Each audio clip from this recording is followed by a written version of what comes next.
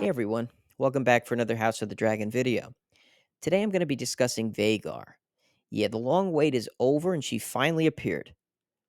It's funny because one of the first videos I did on this channel was in August, covering the promo prior to the start of the season. And at the time I guessed that this shot was Vhagar because it looked like an older, battle-worn dragon. You can see the markings too on her wings. A couple of weeks after, it was confirmed in an article that this was in fact her. And it's interesting, if you scroll through some of the comments in the video, people thought Vhagar looked too small in this shot. But a big reason for that is perspective. She's actually flying over a mountain here. I think in episode 7, we're going to finally see the scene from this clip, too. Anyway, back to the present and Vhagar's appearance on this past week's episode. I was impressed with how they presented her. And it was a high bar they had to reach because she is the only surviving dragon from Aegon's conquest. She's older and larger than any of the others that we'll see in the series. I know some people will make a case for Cannibal, who is a wild dragon we'll see later in the series, but that can be a subject for another video. Vhagar's appearance is most similar to Dany's dragons from Game of Thrones. It's almost like a dinosaur kind of look. She has a deep roar. And Vhagar's age, she's got sort of like a turkey neck, too. There's a hint of Godzilla, King of the Monsters going on here, just in her presence.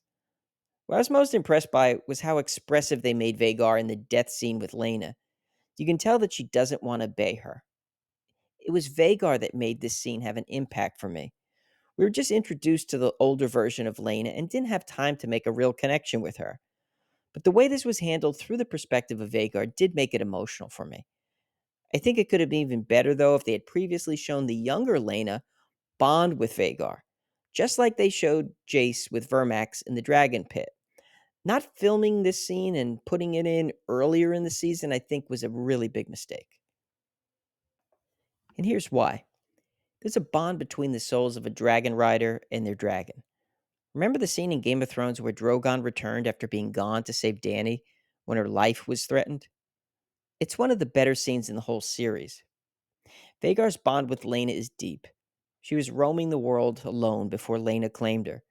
She's an older dragon who has seen it all. Her original rider, Visenya, is dead.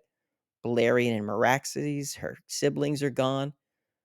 So her bond with Lena is strong, and it's why she doesn't want to see her go. She finally relents, since she can also feel the pain Lena is experiencing.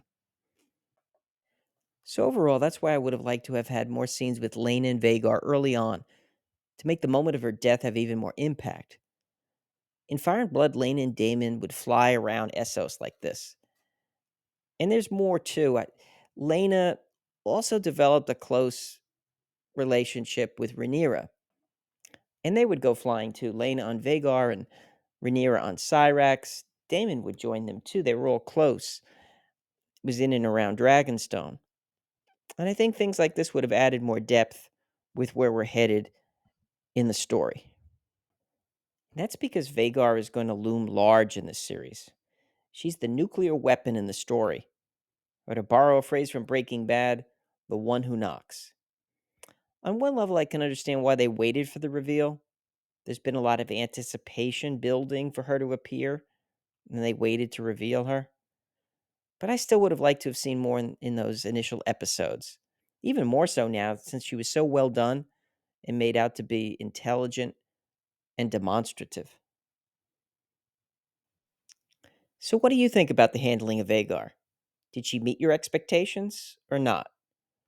And are you like me and would have liked to have seen her earlier in the series, like we had with Caraxes? I'm going to link my background video on Vhagar below too. if you're interested in a little of her prior history. That's all for this one. If you enjoyed the video, hit the like button.